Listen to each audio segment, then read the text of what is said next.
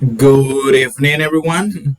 Welcome to our 18th class. Is it 18th class? Or I just forgot. 17th class. Sorry.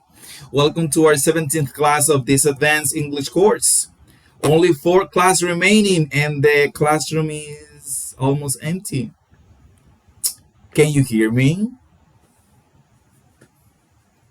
Good evening. Good evening, Mercedes. Good evening. Good evening, Santiago. Tell me, Santiago. Tell me, Mercedes, what happened? What happened at Holy Week that people are not here? Was it that Was bad? chilling, What? chilling They're chilling. at home, Oh wow. at church. This feels like when I was in high school. I remember that after the Holy Week, nobody goes on Monday to class. I don't know if you remember that. That you had the whole Holy Week for yourself, and normally the next week after the Holy Week, Monday and Tuesday, but especially Monday, was a like an off day, like an extension of the vacation. Because I remember that the school was empty. I was the only student. I remember that. I was always the only student at school the first day after the Holy Week. Okay, Yatsin is here, so maybe they will show up later. Okay, guys, so tonight we have a we're going to do something interesting because we're going to study, I think it's unit number 6, right? But then for next week, which is our last week, we're going to jump like 2 units to get to a topic that I have to teach you before you leave, okay? We're going to jump. So we're going to study now unit number 6, and then for next week, we're going to jump like 2 units to arrive to unit number 9, because you can't leave this course without knowing a little bit about conditionals in English. So we're going to jump in order to get to that topic before you leave. Okay, so talking about the idiomatic expressions, I think that last week, let me check. Last week we studied. Let me see. Last week we studied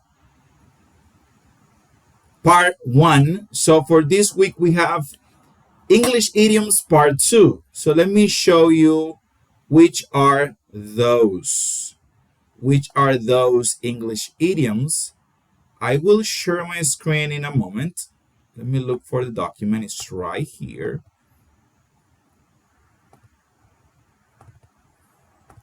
Okay, so before we begin, tonight's class is going to be short because the topic is really easy. I repeat that a lot, but they are actually really easy. Okay, so let me share my screen so you can see the others. Phrasal verbs. Okay, so last week we studied under the weather, piece of cake, break the ice, remember?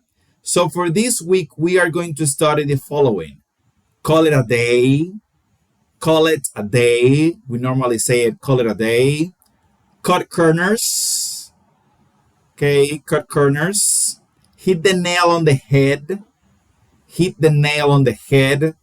Burn the midnight oil. Burn the midnight oil. Learn the ropes. Learn the ropes. On the same page. On the same page. Get your act together. Get your act together. The ball is in your court. Go the extra mile. Back to the drawing board. Back to the drawing board. So again, the practice on the platform will ask of you 2 things. Number 1, you need to know the meaning of these English idioms in Spanish. And number 2, you need to use them in proper context. You need to know how to use them in a sentence. And that's it. So, we're going to study these during this week. So, with that being said, let's begin. So, we're working with unit number 6. Sure, I'll do it. Pretty easy. So, let's start with our conversation. Who is going to read? Who is going to read?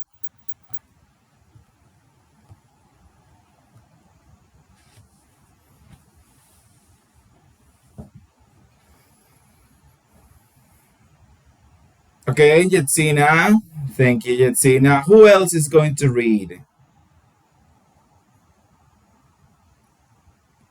Mercedes. Okay, so Jetsina, you're going to read Nolan, and Mercedes is going to read Ken. I will read Rodrigo. Okay, Jetsina Nolan, Mercedes Ken, and I will read Rodrigo. Let's begin. Please turn down the TV. I have to study. I'm sorry. I'll turn it down. It's still too loud. All right. I'll turn it off. I'll go watch this show in my room. Thanks. No problem. This place is such a mess. Rodrigo, your clothes are all over the place. They're not mine, and these books are yours, actually. Why don't you put them away?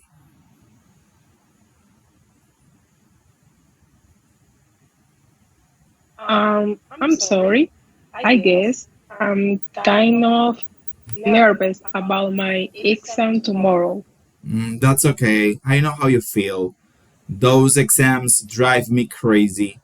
Too. Hey, that is an English idiom. Drive me crazy. Okay, let's continue. Who else is going to read? Who else is going to read?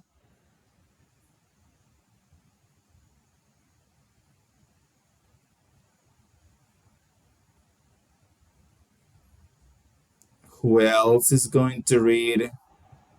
Okay, Alexander. Who is going to join Alexander for the reading?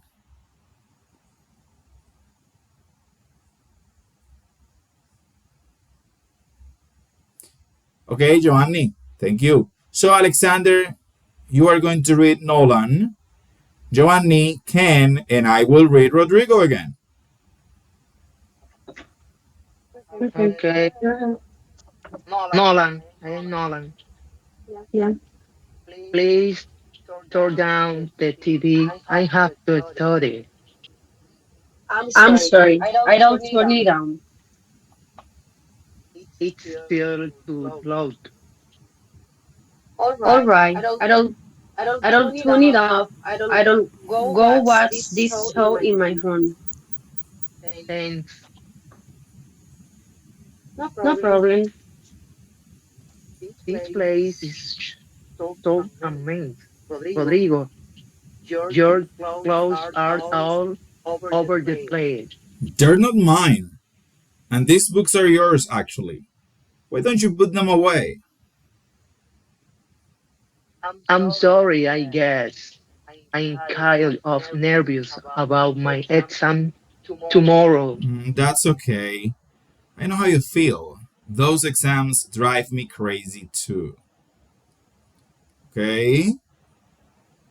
Somebody else is going to read. What is the enthusiasm of all that sweet beans that you ate? El entusiasmo de todas esas habichuelas con dulces, chicos. No me digan que los dejaron atolondrados. Okay, Santiago and Angeli. Santiago, you're going to read Nolan's part, and Angeli is going to read Ken's part. And I will read Rodrigo again. Okay. Please turn out the TV. I have to study. I'm sorry. I'm turning it down.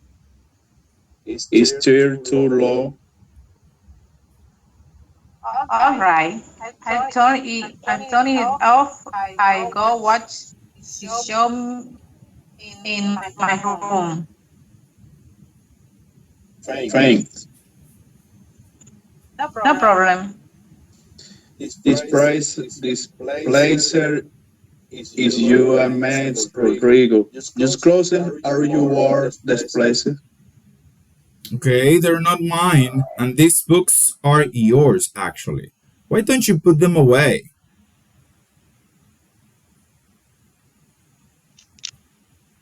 I'm sorry. I'm keen or nervous about my exam tomorrow. That's okay. I know how you feel. Those exams drive me crazy too. Okay, very well. I think that is all. So I'm gonna read this again, guys, as always. So please turn down the TV. I have to study. I'm sorry. I'll turn it down. Right? The contraction of I will. I'll turn it down.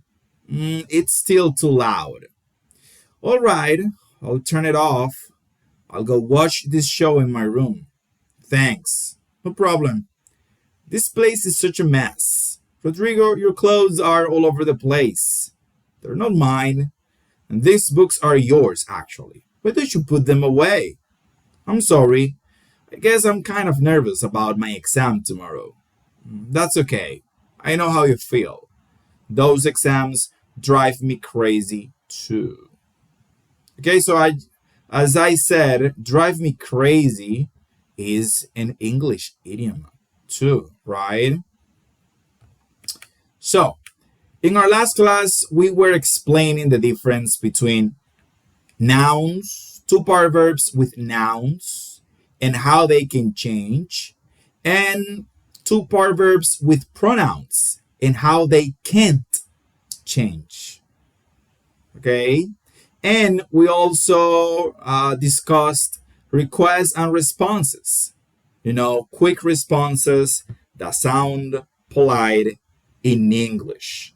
Quick responses that sound polite in English. So let's work with our first exercise. So remember that the idea of this exercise was that you had to look at the picture and then use this word here to complete the empty spaces by making relationships or by identifying the situations in the picture. Okay, not by making a relationship, by identifying the different situations that you can see here in the picture. Okay, for example, turn the light off because they are on, right? So the opposite. Turn the lights off, please. Okay, so number two. So the next person is going to work with number two and number three. Turn and please turn. Number two, tell me, Johnny.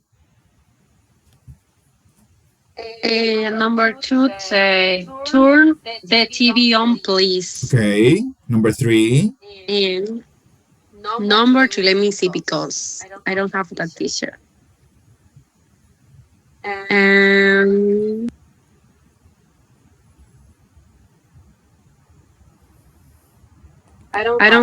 I'm not sure You're t-shirt. not sure, it's Oh, okay. But you can guess, mm, Johnny, okay? You can guess. Don't worry, you can guess. okay. So, number three, I think. Please turn the music down. You see? You guessed and you were right. So, Hmm. Well, yes, turn the TV on, please, because the TV is off.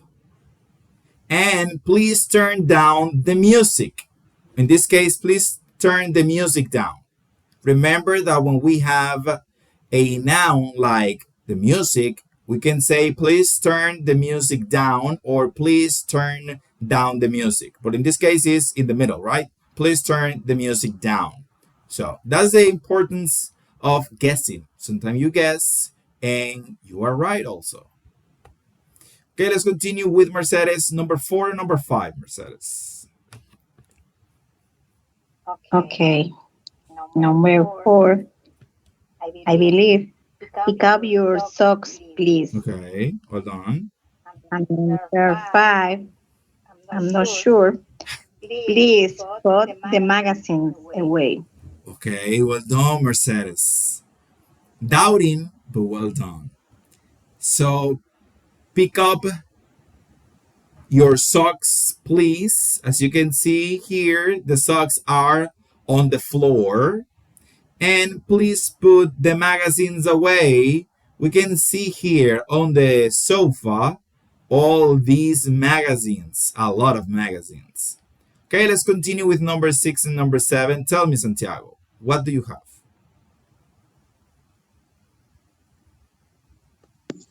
Okay. Hang your jacket up, please. Okay, Please start up off. please take what? Number 7. Please turn your boat off.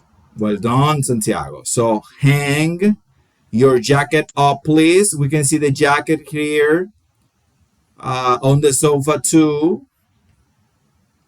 Yes. And Numbers. yeah, Mhm. 7. Yes. and number 7, yes, as Santiago said, please take your boots off. Off. Yes. As we can see here, the boots are dirty, and we can see dirt on the rug, on the rug. Tell me, Jetsina, number 8 and number 9. Number 8, clean the yard up, please. Okay, Number 9, please take the trash out. okay, well done. So clean the yard up, please. We can see the yard here, back here is a mess. And please take out the trash out. We can see the trash right here, the bag of trash. And the last one, number 10. Who is going to tell me number 10? The last one. Tell me, Mercedes. Please let the cat out. Please let the cat out. We can see the cat here trying to leave, but he can't because the door is closed. Okay, easy peasy, guys. So as you can see, all of these two parts verb are using the noun in the middle because when you have a noun, you can have it in the middle or at the end of the expression. Okay? Okay, so let's continue with this word power. Word power. You have a lot of this in the practice on the platform. So be ready. So word power, find a phrase that is usually paired with each two-part verb. Some phrases go with more than one verb. Yeah. Okay, so let's see. Clean up. Clean up what? Let me see. Clean up.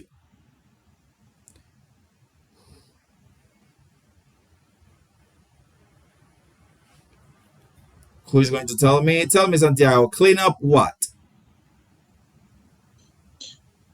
Um. The main number 1 is and the towards. Is correct? Well, in this case, from here you only have one for each one of those. The other one you Yeah. had to look it up in the internet maybe or somewhere else. But the first one is correct. Clean up the mess. Because you don't say clean up the Yeah. towels, clean up the mess. Okay. Is the towards. Yeah, we will use the towels in another two-part verb, okay? So Okay. here we're going to work only with one, okay? So each one of these two-part verb has only one option here. The other option, it was uh it was like another homework because you had to look for another expression that normally goes with each of these two-part verbs. But we are going to work only with one to make things simpler. Tell me, Angeli, hang up. A ver si está bien. Can up you cut. Okay, hang up your coat. Can up the towels. Okay, you could say hang up the towels. Okay,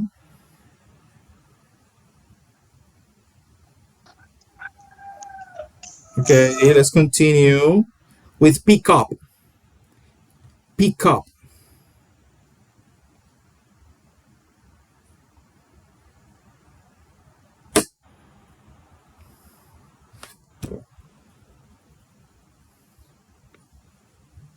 Tell me, Santiago.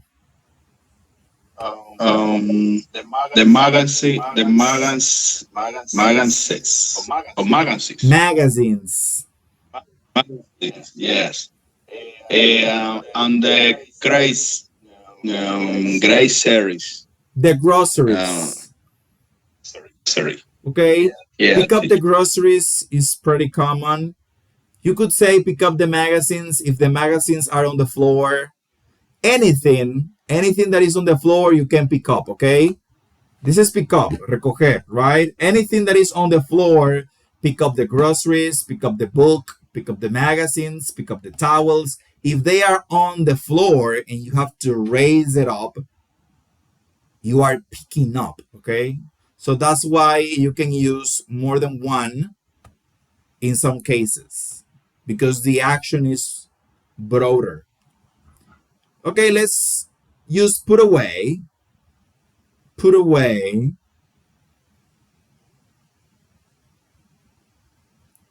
Tell me, Santiago, put away. gelato is the graduate says. Okay, we can say put away your laptop maybe, or put away the magazines, to move it. That's the idea, to move something, put it away. Okay, okay. Tell me, Giovanni, take out. This is easy. Uh, it's easy. Can I say take out the grocery and I don't know what else. Take out your coat? No? Actually, we can't because take out is to dispose something. For example, you can say Mm-hmm. take out the garbage. But if you say take Okay, out yeah. the Yeah. groceries, you just bought that food and you are throwing it away. So Okay, you're yeah. disposing that food. So we use take out when So we are disposing something, like the garbage. okay. Okay? Okay, Um, let's continue with throw out. Throw out. It's similar to take out. Throw out. Tell me, Santiago.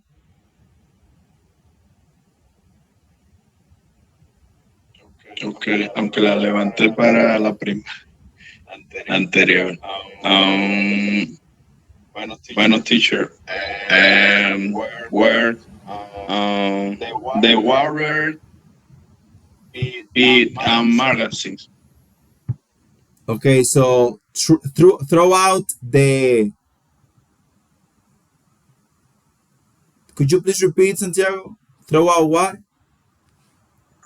The where you say number two and answer and your word. Microwave. Now, yeah, plate. Well, in the case of. I have a I'm sorry, teacher. And you see, I was so confused because Yeah. in this word we can say throw out the garbage. Yes. So I have a little confused with throw out and take out. Okay, okay. So they're similar, okay? But they imply Uh, different things. But they're pretty similar. So take out and throw out, they both mean to remove something from a place. But take out not necessarily mean that you're going to get rid of that forever. Okay? You are going to maybe only to move it from one place to another. You might throw that thing forever. You might throw it, discard it, but maybe not. But in the case of throw out, the meaning is that you eliminate something permanently. So take out could be ambiguous.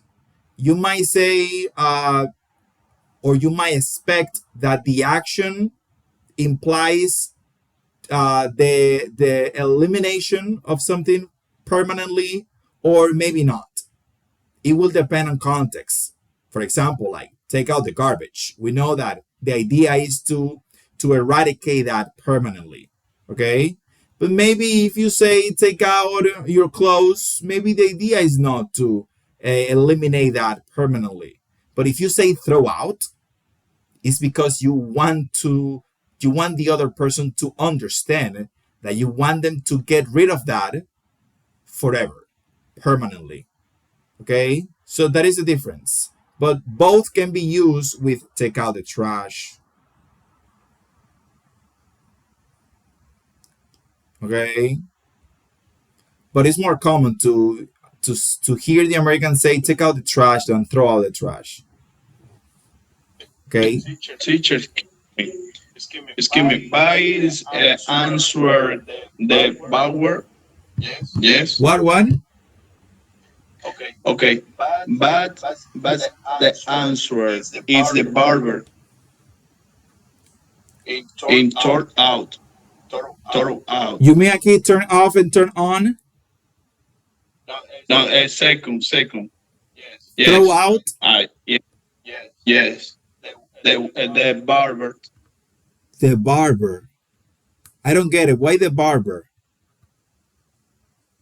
The barber is The garbage. the war. The Yes. garbage, Santiago. Help me, Santiago. The garbage. Garbage. Yeah, you can say take out the trash. It's Normally, you can use them in one sentence. Take out the trash and throw it out, for example. okay. Okay? The idea is to emphasize that you have to get rid of that trash forever. Entonces, chicos, la idea es, por si acaso, ¿verdad? Que take out y throw out son similares, ¿verdad? Pero implican cosas distintas.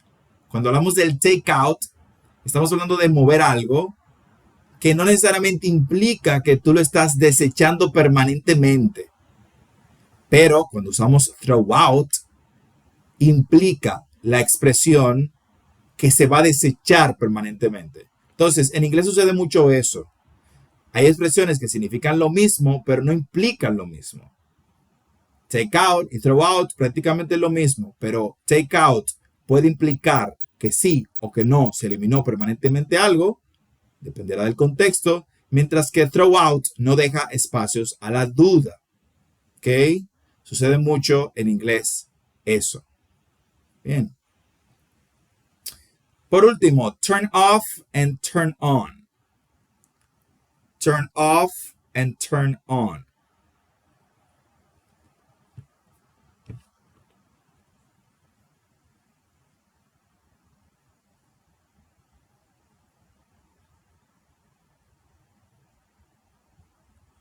Tell me, Jetsina.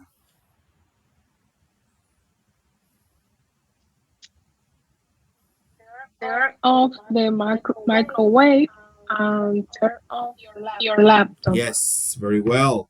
Turn off the microwave. Turn, Yes, Jetsina? no. Sorry. Okay, so turn off the microwave and turn on the laptop, or vice versa. Turn off your laptop or turn on the microwave. So the idea is the action, right, of turning on a electronic device or turning it off. Turning it off. Okay? So that's basically it, guys. So, okay, let me explain something else about this. Todos estos verbos que el libro los llama verbos de dos partes son phrasal verbs. ¿Ok? Son los mismos phrasal verbs con los que estábamos trabajando. La diferencia es que hay algunos phrasal verbs que admiten palabras en el medio, hay otros que no lo permiten. Entonces, son muchas reglas, ¿verdad? En este mundillo de los phrasal verbs. La forma más fácil, como siempre, de aprender ese tipo de temas es A ver, ¿quién me dice? ¿Quién me dice? Que yo siempre lo digo. ¿Cuál es la forma más fácil de aprender esos tipos de temas? Embotellándose las reglas, eso es lo que yo le digo. Memorizándolo. Memorizando. Pero yo digo, siempre le digo algo. Y siempre le digo tal cosa. Leyendo en inglés y consumiendo contenido, chicos. Consumiendo contenido. Sin Y ya automáticamente. Yeah. Dígame, Santiago. Usted dice que automáticamente ya lo hace. Exacto, es decir, recuerden que para usted hablar el idioma, usted no tiene que saber por qué va así. Usted simplemente tiene que saber que va así. ¿Ok? Entonces, consumir contenido, chicos, leer es la forma en la que con mayor rapidez usted se va a aprender esto. Sí, porque si yo le digo, mire, apréndaselo, usted se lo va a aprender por un examen y después de que salga, se le va a olvidar, como todo lo que ha pasado en su vida cuando usted ha ido a tomar un curso de algo a la velocidad del microondas. Eso es inevitable. ¿Ok? Es inevitable. Entonces, ¿de qué manera no se olvida? Consumiendo contenido en inglés. Esa es la forma en la que más rápido usted se va a acordar de las expresiones, va a saber cómo se usan, aunque no necesariamente puede explicar cómo, por qué va así. Yo hablo con un joven que no sabe muy poco de gramática, pero muy poco, y tiene un inglés increíblemente nativo, porque él todo lo que consume y respira es inglés. Él trabaja en un call center, claro, usted no va a ir a trabajar en un call center solamente para eso, pero él ha trabajado en call center, ve sus series en inglés, lee cosas en inglés, y no hay una entrevista que le hagan en inglés. A él lo podrán votar el trabajo por otra cosa, pero nunca es por el idioma. Ya esas son cosas de su vida personal, un poco de inestabilidad, pero todas las entrevistas, todas se las pasa, todas, sin importar el tema que sea, las pasa, sin ningún problema. Porque ha consumido mucho contenido en inglés. Si tú le dices al que te lo explique, te juro que no te va a poder explicar absolutamente nada. Pero él sabe que van así. Entonces, esos temas, familiarizándose y leyendo, se graban. Se graban. Claro, hay que hacer un poco de esfuerzo en una que otras expresiones, pero la gran mayoría, el bulk, la mayoría, se capta es consumiendo contenido, consumiendo contenido. Ok, entonces vamos a ver el listening. Listening es muy fácil, ¿verdad? Ok, vamos a ver. Dice aquí, listen to the results of a survey about family life. Check the answer to each question. Sometimes more than one answer is possible. Okay, so who is the messiest in the house? Men, women, boys, or girls? Tell me, Mercedes. Boys. Boys. What is the percentage? The percentage is the person. Yeah, the percentage. That let me confirm that. I think 85%. I don't remember. Okay, yes, 85%. Muy bien. Let's continue with Teacher. number 2. Tell me, Santiago, yes. Also, wait, also answer. And the answer was boy 86%. You say that your son, the brother, don't hear you out on house. They don't pick out their drink. Close their level, they close living. Are you say? O sea que no solamente eran this boy que eran los que eran desordenados. Well, what you just said, Santiago, what you just said is actually the reason why boys are the one with the title of the messiest in the house. Because as you just said, they normally, your sons or brothers, do not help much around the house. They don't pick up their things. don't have their clothes, and leave their clothes lying around. Okay, so that is actually a reinforcement of the answer Mercedes said, which is that 85% of the boys are messy. The percentage is 85. Yeah, yeah, yes, teacher. Is Mercedes correct? Yeah, Mercedes is correct. Yes. Okay. Number two, who does most of the work in the kitchen? Wow. Who does most of the work in the kitchen? Men, boys, girls, women. Tell me, Mercedes.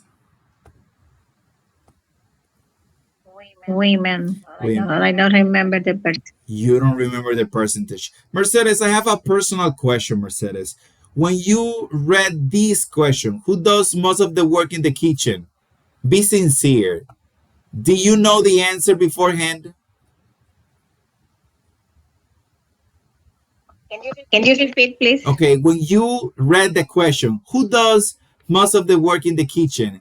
Did you know the answer beforehand?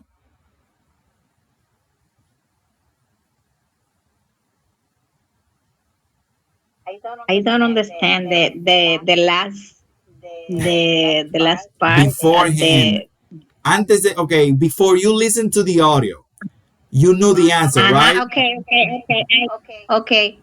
I know that the women. I know that the women is the does is most of the work in the kitchen. Yes, I I know. believe that the women. Yeah, I know. That's why I asked because normally we know the answer of all of these questions because it's what normally happens. So, who does most of the work in the kitchen? Women. We know that. Women are the ones who does most of the work in the kitchen. And the next question too Of course, is the yes. same. Yeah. Okay, Santiago, number three. Okay, so number two, the percentage is 84. 84% of the survey said that women does most of the work in the kitchen. Santiago, number three, who does the general chores inside and outside the house? They have the women teacher. Inside and outside, women, are you sure? Um, Have you ever seen have you ever seen a woman cleaning the yard, cutting the grass? um, also men teacher. Um, uh, okay. Women usually clean the house. Men usually clean out. Both women contribute. Here the same. That's good. The very hair out. Okay, okay.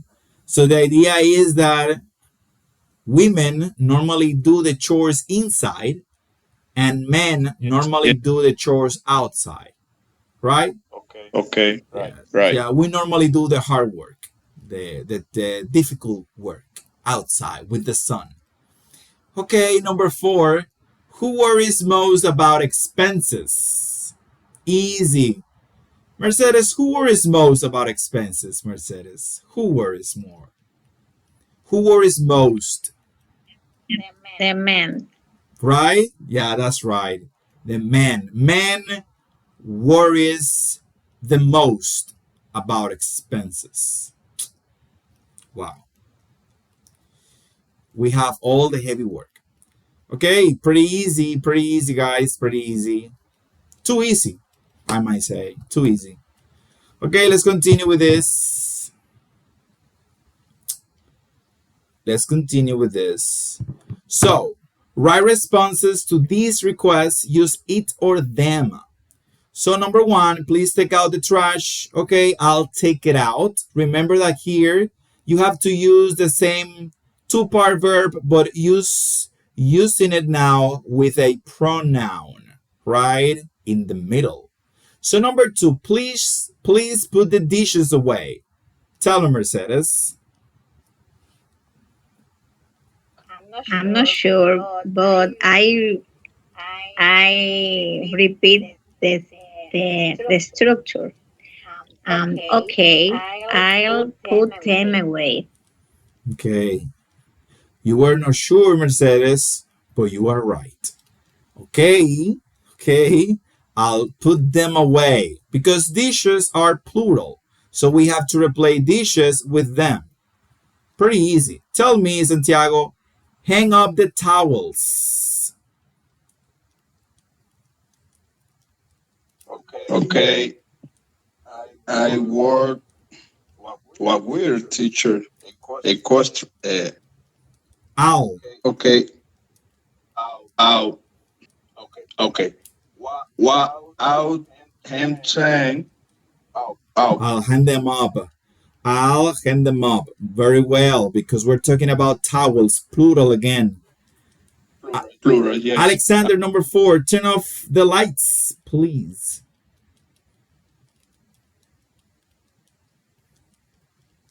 Okay. Okay, I'll turn them I'll off. turn them off. Pretty easy. Number 5, turn on the radio. Turn on the radio. Turn, Mercedes, turn on the radio. Okay, I'll turn it on. Turn it I'll on. turn it on. Turn it on. I'll turn it on. Eso mismo.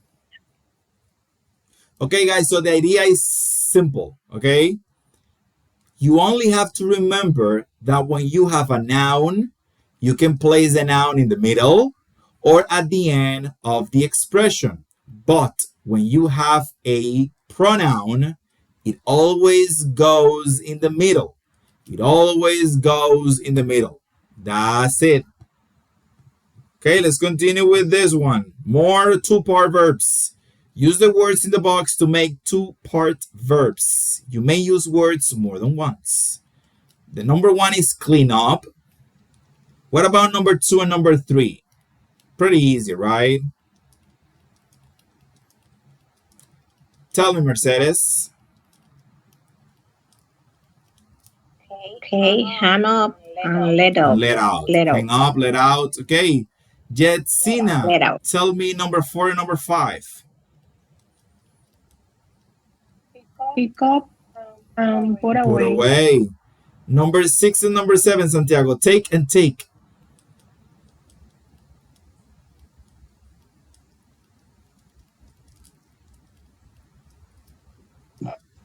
Okay, take out, take off. Yes.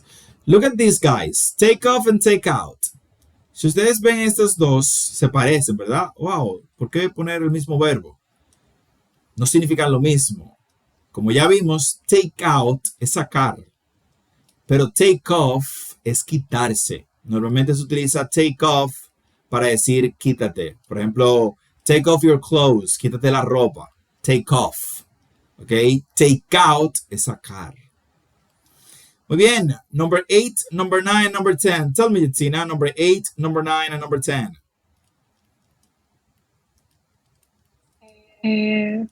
Throw out, Yes. turn off, and turn on. Yes. Turn on. Throw out, turn on, and turn off. Very well. Tell me, Mercedes, do you have a question? Yes, teacher. Can you repeat the difference on what do you say with about the take? Okay. I okay. Okay. So take off and take out. Take off es quitarse. Como take off your clothes. Quítate la ropa. Take off your clothes. Take off your hat. Take off your shoes. Quítate los zapatos. Quítate el sombrero. Take off. Mientras que take out es sacar. Take out the trash. saca la basura. Or take out the garbage. Or take out the rubbish. Es lo mismo. ¿Ok? Entonces es muy común. Miren el caso de turn it on y turn it off. Turn on, turn off. Es el mismo turn, pero cambia la preposición final y automáticamente el sentido completo de la palabra. Bien, seguimos. Choose the correct word. Hang up your coat. Number 2, take out the groceries, trash, yard. Tell me, Mercedes.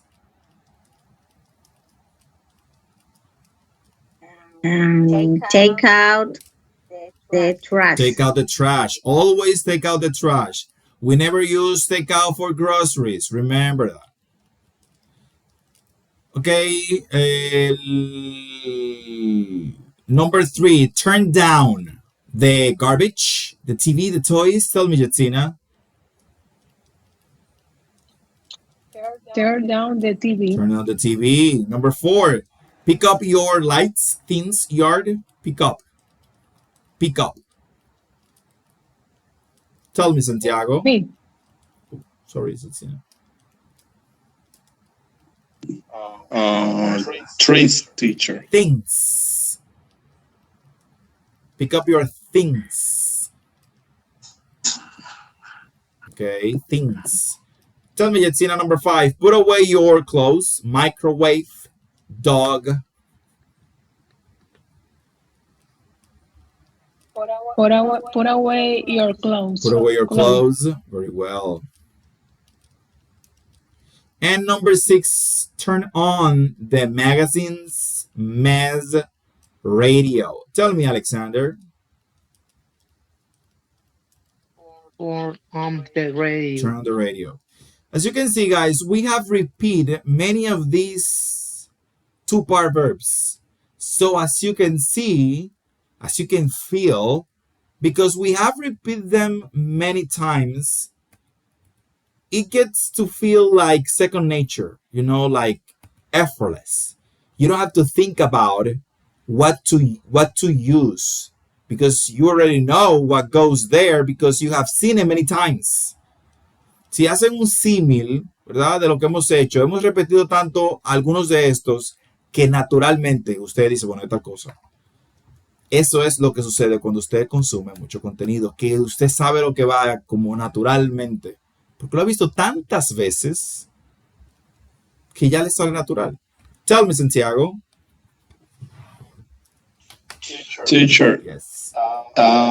Son los, bueno, esos son los phrasal verbs más comunes, ¿verdad? Yes.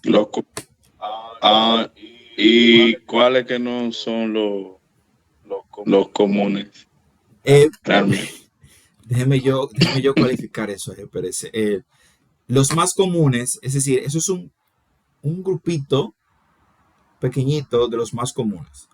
Los más comunes puede ser que ronde los 300, oye, okay. 200 y pico.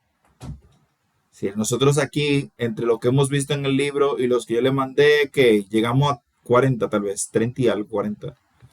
Sí, es una mínima cantidad. Hay libros de phrasal verbs. Y probablemente si investigamos, el promedio de los más comunes tiene que rondar los 300 phrasal verbs, los 200 phrasal verbs. Los más comunes. Los más comunes. Y si hablamos de frases idiomáticas, creo que tiene que ser el doble de los phrasal verbs, las más comunes. Sí, esos son los que salen más en libros, cosas así, en revistas. Sí, pero son muchísimos. Ni ellos se lo saben todos y mucho menos nosotros. Pero uno tiene que familiarizarse con los 200 más comunes. 200 más comunes.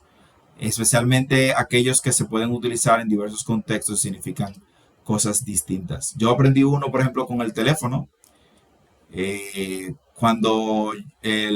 Como yo tengo el teléfono para que me diga la hora de dormir, cuando dan las 9:45, siempre me dice, it's time to wind down. Wind down. Que eso significa, es hora de relajarse. Pero ese yo no lo conocía, yo lo conocí con el teléfono. Sí, Es un plus nada más porque lo tengo en inglés. Conocí wind down, que en los americanos utilizan una palabra diferente también, cool off, para relajarse. Entonces, hay muchos, muchos, muchos, muchos. Pero no es que usted necesite sabérselos todos, ¿verdad?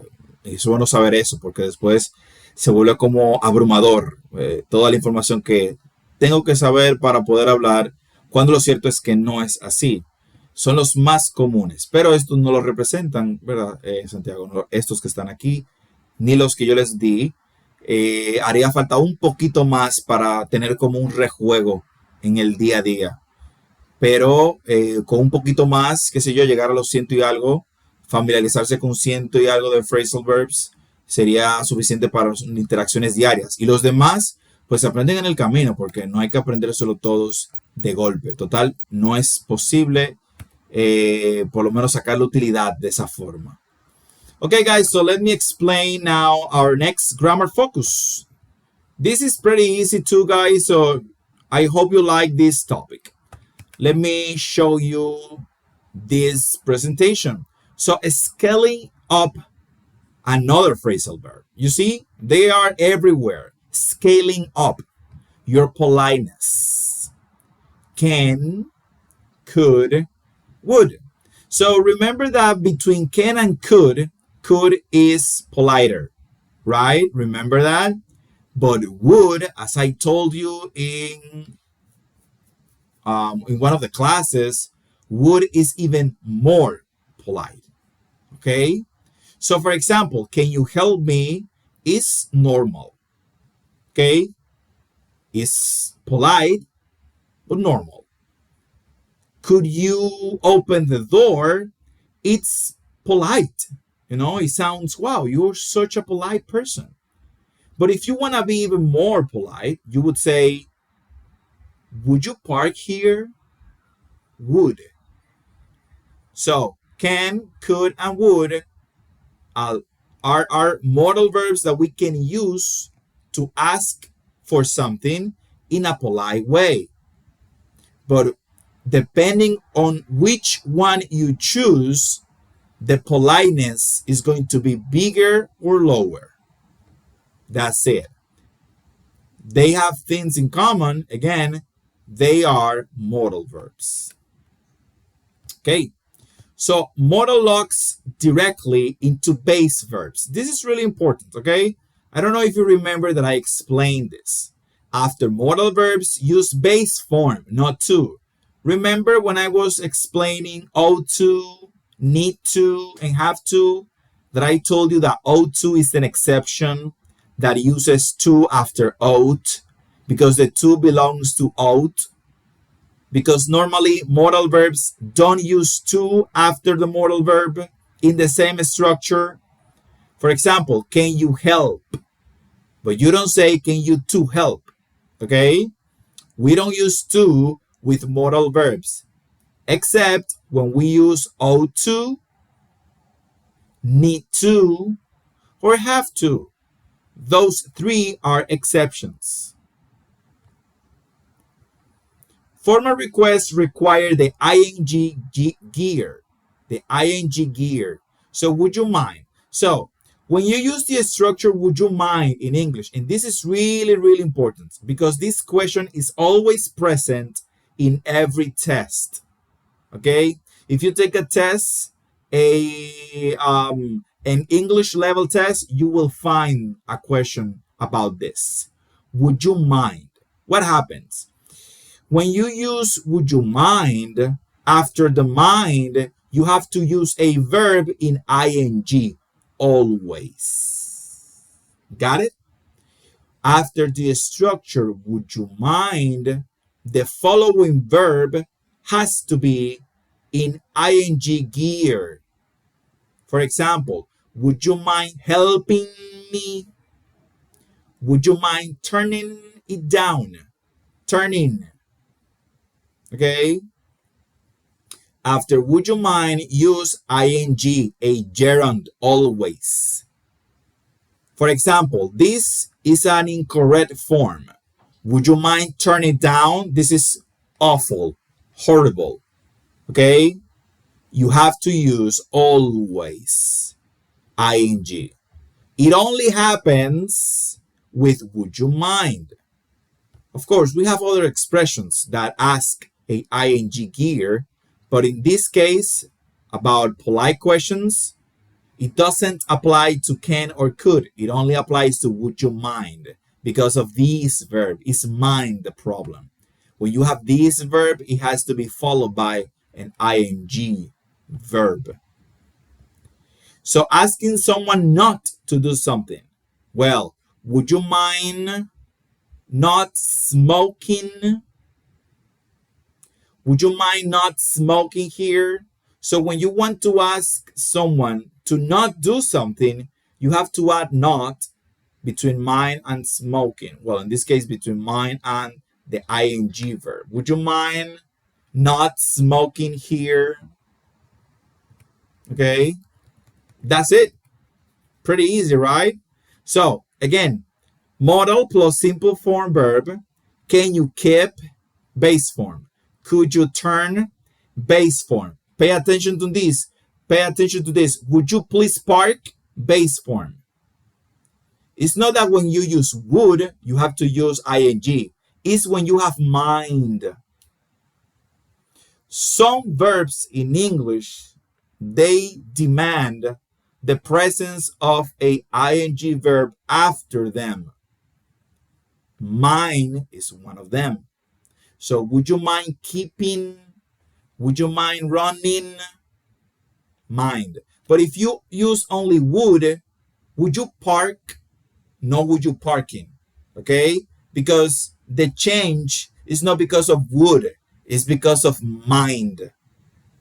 Got it? Is that clear?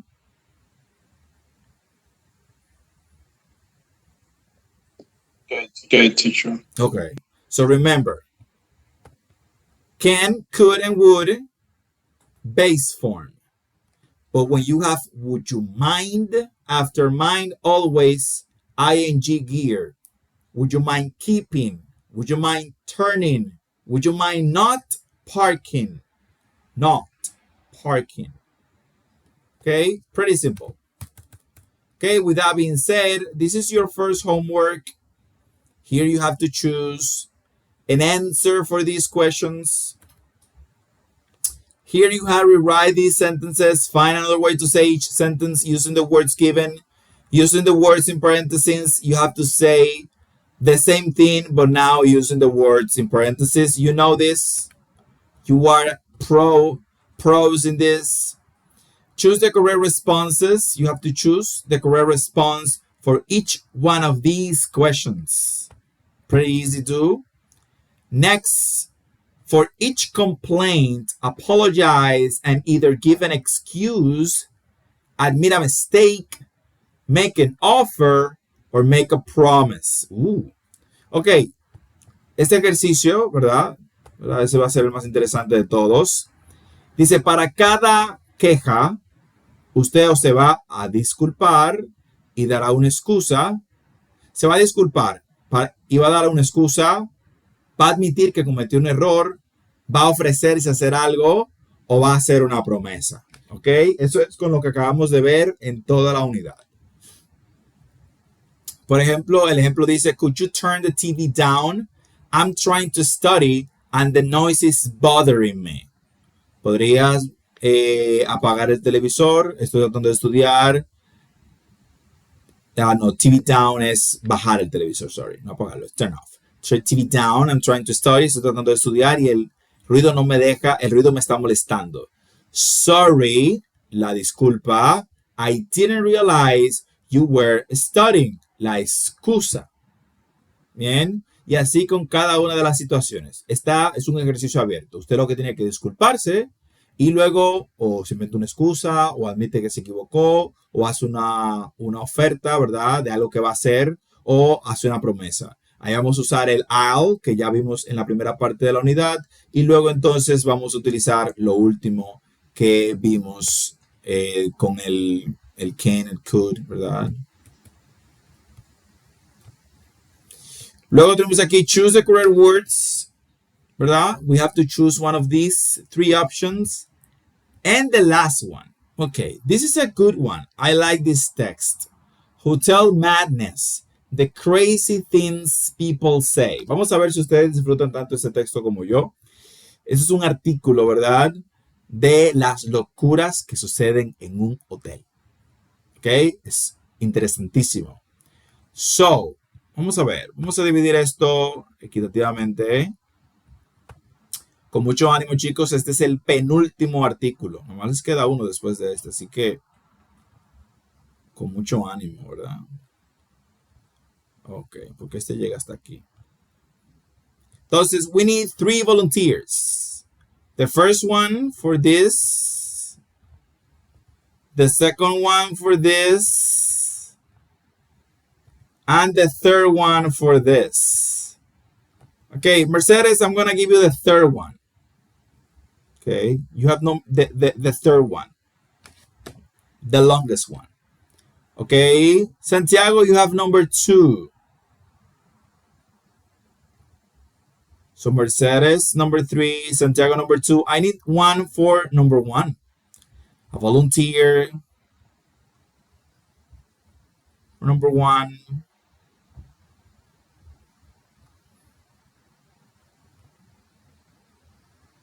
It's pretty short, guys. Pretty short. Okay, thank you, Yetsina. Thank you. So Yetsina, number 1, Santiago, number 2, and Mercedes, number 3. Okay. Okay, so you have to read the article. You know how it goes. Read the article, find the words in italics in the article that match each word with its meaning. Right? Aquí tenemos términos. Tenemos que identificar el significado. Muy fácil. Y luego, the sentences below are false. Correct each sentence to make it true. Todas estas oraciones son falsas. Debemos de corregirlas para convertirlas en verdaderas. Y por último, pues, un audio. What are your plans? Listen to Lily, Tyler, and Abby describe their summer plans. What is each person going to do? Vamos a colocar aquí el summer plan de Lily, Tyler, and Abby y luego las razones de cada una de esas opciones. Muy bien, y esta va a ser la última unidad. Fíjense que hemos saltado de la unidad 6 a la 9. ¿Por qué? Porque aquí hay un temita que no se pueden ir sin ver, que es este que está aquí. Las condicionales en inglés. Nada más es una que vamos a ver, son 4. No, son 0, 3, son 5. Pero tienen la idea, ¿verdad? Con una tienen la idea y ya se le hace más fácil trabajar con las demás. Bien, chicos, nos quedan 3 clases. Nos queda la clase del jueves, perdón, la clase del miércoles, la próxima clase del lunes y la próxima clase del miércoles será, sí, para el próximo miércoles será nuestra última clase. El viaje que inició en mayo del año pasado, está casi terminando. Bien, ¿alguna pregunta, chicos? Any doubts? Okay, if you don't have any doubts, that will be all for tonight, guys. It was a pleasure for me to be here with you. See you again next Wednesday at 8 p.m. Counting the days. Goodbye. Good night. Bye, teacher. Thank you. Good Bye. Good night. night.